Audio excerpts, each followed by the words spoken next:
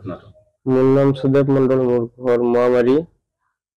আৰু বুধবাৰ দিনা ৰাতি মোক ছোৱালীটোৱে ফোন কৰিছিল, অদৰ মণ্ডলৰ ছোৱালী। ফোন কৰি কেনে কৈছে যে ঘৰত কোনো নাই আহা, কয় দাদাও নাই ঘৰত, মা দেউতা আছে টোপনি মাৰছে। তাৰপিছত মই গেছো, মই যাওয়াৰ পিছত সিহঁতৰ দাদা আহিছে, আহি কেনে দৰজা খুলছে, খুলি কেনে ঘৰত সোমাইছে, সোমাই কেনে ছোৱালীটোক খেদাই দিছে।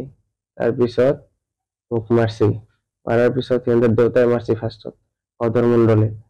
তাৰপিছত সিহঁতৰ দাদা কেশু মণ্ডল ই আহিছে, ই আহি কেনে গুণা তাৰে দি মোৰ মুখত বান্ধছিল, গুণা তাৰে দি মুখত বান্ধছিল। তাৰপিছত সিহঁতৰ আৰু এটা ককা আছে, ই ফালু ফালু আছিল, খুৰা, 3টা মানুহ আছিল। সিহঁতে 3টাই মোক মারছে, মারি কেনে সিয়াক একেবারে মারি পেলাম। সিহঁতে দাও লৈ আহিব খুজিছে, কয় তই আটা পারলে তোক ইয়াতে মাৰি থৈ দিম পুতি, ৰাতি 1টামান বজাত। তাৰপিছত মই আটা পাৰা নাই, মোক মাৰি আছে। এটা বাথাম আছিল আৰু 2টা বাঁহ আছিল। তাৰপিছত মাৰোঁতে মাৰোঁতে মই অজ্ঞান হৈ গৈছো।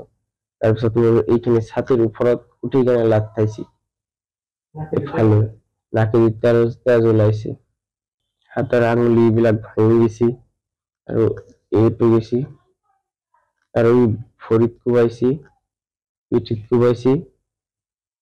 3টা মানুহে মাৰছে মোক। পিছত পিছত পুলিচে লৈ আহিছে আৰু এইখিনিত হাড়দিৰ জইনটো ছুটি গৈছে এইখিনিত। তাৰপিছত মাৰি চাৰি কেনে মই পানী খুজিছিলো খাবৰ কাৰণে, মোক পানী দিয়া নাই, কয় তোক পেচাব দিম খাবৰ কাৰণে, মোক পানী দিয়া নাই। তাৰপিছত লাষ্টত অলপ পানী আনি দিছে এটা ল'ৰাই, নাই তাতে মাৰছে, মই অজ্ঞান হৈ কেনে পৰি গৈছো। তাৰপিছত এইবিলাক কোবাইছে এইবিলাক। তোমাৰ ভাল পোৱা কিমান বছৰ হ'ল? 6 মাহ মান হ'ল, 6 মাহ 1 বছৰ মান হ'ল। তুমি ছোৱালীজনীও তোমাক ভাল পায়? কিয় এনেকুৱা কৰিলে? সেইটো মইতো নাজানো কিয় বা কৰিলে। এতিয়া ছোৱালীয়ে মাতিছিল মোক, মই তাৰ কাৰণে গেছিলো, আৰু নামাতা হলে মই নেগিলো হয়। মোৰ বয়স 18। তুমি কি কৰা? মই SRD ৰলডিঙৰ কাম কৰো, SRD কোম্পানীতে। দেউতাই গাখীৰ বিক্ৰী কৰে। ঘৰৰ একমাত্ৰ উপাৰ্জন তুমিয়ে কৰা? এতিয়া মই নিজে উঠিব নোৱাৰো, বেলেগে ধৰি উঠাই দিব লাগে। খোৱা লোৱা? খোৱা লোৱা বেলেগে খুৱাই দিব লাগে, মুখেদি তেজ ওলাই। ডক্টৰে অপাৰেশ্যন কৰিব দিছে। কি কি অপাৰেশ্যন কৰিব লাগিব? এইখিনিত অপাৰেশ্যন কৰিব লাগিব, এই শোল্ডাৰত অপাৰেশ্যন কৰিব লাগিব, আৰু এইখিনিত আছে, আৰু এইটো, আৰু এই ভৰিত ই কৰিব। ভাঙি গৈছে? একমাত্ৰ প্ৰেমৰ কাৰণে তোমাক ফচাই দিলে নেকি? মই সেইটো কাৰণে মাতছো, মই তাৰ কাৰণে গৈছো, নহলে মই নেগিলো হয় নাই। পুলিচক কিবা কৈছে গৰু চুৰিৰ কাৰণে, গৰু চুৰ কৰা এনেকুৱা ধৰণৰ কিবা কথা কৈছে, এই কথাটো কি? এইটো কথা মিছা কথা কৈছে ইহঁতে। মোৰ মোবাইলটো ৰাখি কেনে ইহঁতে প্ৰুফ কেইটা আছিল এইটা ডিলিট কৰি দিছে, ৰেকৰ্ডিং আছিল। মই যাওয়ার আগতে কৈছো যে এইগিলা কাম বুলি, কয় নাই, সিহঁতে ডিলিট কৰি দিছে ৰেকৰ্ডিং কেইটা, মোবাইল ৰাখি দিছিল। সিহঁতৰ দাদাই মোবাইল দিয়া নাই, সিহঁতে মোবাইল ৰাখি দিছিল, তাৰ পিছদিনা আকৌ মোবাইল দি থৈ গৈছে। সিহঁতে ৰেকৰ্ডিং চেকৰ্ডিং ডিলিট কৰি কেনে তাৰপিছত মোবাইল দি থৈ গৈছে। কোনে দিব আহিছে? তাৰ মানুহ এটা জন্মজয়। মুঠতে কিমানজন মানুহে মাৰপিট কৰিছে তোমাক?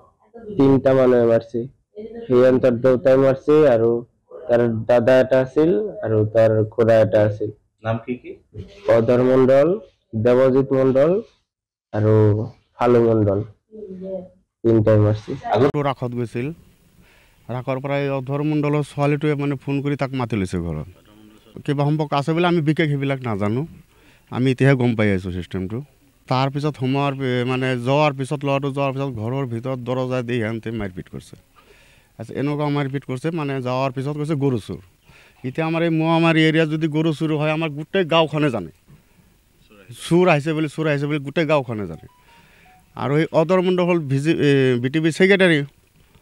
আৰু এওঁলোকে যেতিয়া মানে পুলিচ মাতিল, পুলিচ মাতাৰ পিছত কি কৰিল, পুলিচে থানাত লৈ গ'ল। ফাৰ্ষ্ট টাইম থানাত লোৱাৰ পিছত গম পোৱা হিচাপে তাৰ নিজে অভিযোগ মানে অচেতন হৈ পৰি আছে, তাক নিজে নিজে তাৰমানে হেৰি দি চাইন লৈছে, চাইন লৈ চিভিলত পঠাই দিছে এই পুলিচে, আমাৰ মংগলদৈ থানাৰ ছেকেণ্ড অ'চি চাইন লৈছে, চাইন লৈ চিভিলত পঠাই দিছে, চিভিলত ভৰ্তি হৈ আছে। ল'ৰাটো এতিয়া এনেকুৱাকৈ মাৰছে, মাৰপিট হৈছে, মাত বোল ওলাব পৰা নাই, তো নাকে মুখে তেজ ওলাই আছে। তাৰ পৰা ৰিলিজ দিছে যে একো নহয় তোমালোকে লৈ যোৱা, আৰু পুলিচে আহি ধমকি দিয়ে এওঁলোকে এই ঘৰত, তোমালোকে এনি টাইম তাৰমানে এই পটপট মিলামিলি হোৱা, মিলামিলি হ'লে তাৰমানে তেতিয়া নহ'লে তোমালোকে ল'ৰাটো যেতিয়া ভাল হ'ব জেল হ'ব। এতিয়া কথাটো হ'ল তাৰমানে সিহঁতে যেনেকুৱা তাৰমানে মাৰপিট কৰিছে, ঠিক আছে মাৰপিট কৰিছে যদি মানে সিহঁতে পুলিচ যেতিয়া আহিছে এই ঘৰৰ আগেদি তাৰমানে পুলিচৰ গাড়ীটো গৈছে, তেতিয়াতো ঘৰৰ পৰা মা দেউতা বা আমাক ৰাইজক ক'ব পাৰিলে হয়, আমি গুচি গ'লো হয়। এইবিলাক তাৰমানে মই এই বস্তুটোই তাৰমানে মই আহ্বান কৰি আছোঁ, মাননীয় মুখ্যমন্ত্ৰী মহোদয়, আপুনি যে কৈ থাকে পুলিচ বিভাগটো ঠিক আছে, ঠিক আছে, চব একো চলি আছে, চব ঠিক ঠাক চলি আছে, আৰু এই VTB ছেক্ৰেটাৰী হয় এইবিলাক এই তাৰমানে যিবিলাকে মানে সিহঁতে কি কৰে, বেলেগ মাইকী হওক ছোৱালী হওক সিহঁতে এনেকৈ বদনাম কৰি আৰু সেই মানুহৰ পৰা পইচা লৈ সিহঁতে খাই থাকে। সিহঁতে তাৰমানে এনেকুৱা ধৰক তালিবানী শাসন কৰাৰ কাৰণে সিহঁতে আইনটো ক'ত পাইছে, নিজৰ আইনটো তাৰমানে হাতত যে উঠাই লৈছে, সিহঁতে চব কৰিব পাৰে। অৱস্থা মানে পূৰা মানে বেয়াই হৈ আছে, চিৰিয়াছ হৈ আছে, এতিয়াও নাকে মুখে তেতিয়া এতিয়াও ওলাই আছে। আৰু এতিয়া ধৰক এই মানুহ ঘৰে তাৰমানে হাজিৰা চাজিৰা কৰি খাই হাত চাত ভাঙি দিছে উঠি অহা ল'ৰাটো, এতিয়া অপাৰেশ্যন কৰিবলৈ পইচাখিনি ক'ত পাব। উচিত বিচাৰ লাগে, তাৰমানে উচিত আইন লাগে, উচিত বিচাৰ লাগে। লগতে ঘৰ যদি সি যদি কিবা অপৰাধ কৰিছে, কিবা ভুল কৰিছে, মাক বাপেকক ক'ব লাগিছিল, মাক বাপেকে গৈ কেনে শাসন কৰিলে হয়, আৰু ৰাইজে শাসন কৰিলে হয়। কিন্তু তাৰ বিনিময়ে সিহঁতে তাৰমানে কি কৰিছে, ঘৰত দৰজা দি সিহঁতে মাৰপিট কৰিছে, মাৰপিট কৰি আকৌ মানে কিবা বেয়া বেয়া কেছত ফচাই দিছে, গৰু চুৰ বুলি। ল'ৰাটো একচুৱেলি হাজিৰা চাজিৰা কৰি খাই ভাল, ল'ৰাটো ভাল, তাৰ এনেকুৱা কোনো ৰেকৰ্ড নাই। আৰু যদি সেনেকুৱা যদি কিবা ৰেকৰ্ড থাকে তাক জেল দিয়ক, ফাঁচি দিয়ক, যি কৰে আমি ৰাজি আছোঁ। কিন্তু সি মাৰপিট কিয় কৰিলি, আৰু এনেকুৱাকৈ মানুহ মাৰে নেকি, আৰু সেনেকুৱাকৈ মাৰপিট কৰে নেকি? ৰডে দি মাৰছে, তাৰপিছত বাটামে দি মাৰছে, আঙুলি চাঙুলি এইবিলাক তাৰমানে উঠাই দিছে, আঙুল চাঙুল নখ চখ এইবিলাক উঠাই দিছে। পানী দিওঁতে তাৰপিছত কি কৈছে পানী খাওঁ, পানী খোৱাৰ পিছত কি কৈছে তাক লগে লগে তাৰমানে তাক পেচাব কৰি পেচাব খুৱাই দিছে। তালিবানী শাসন কৰিছে, তাৰ চাই বেছি কৰিছে, তালিবানৰ চাই বেছি কৰিছে। তালিবানৰ শাসন অলপ হেৰি আছে, মানে ধৰক ৰেহাই আছে, সেনেকুৱাও ৰেহাই দিয়া নাই।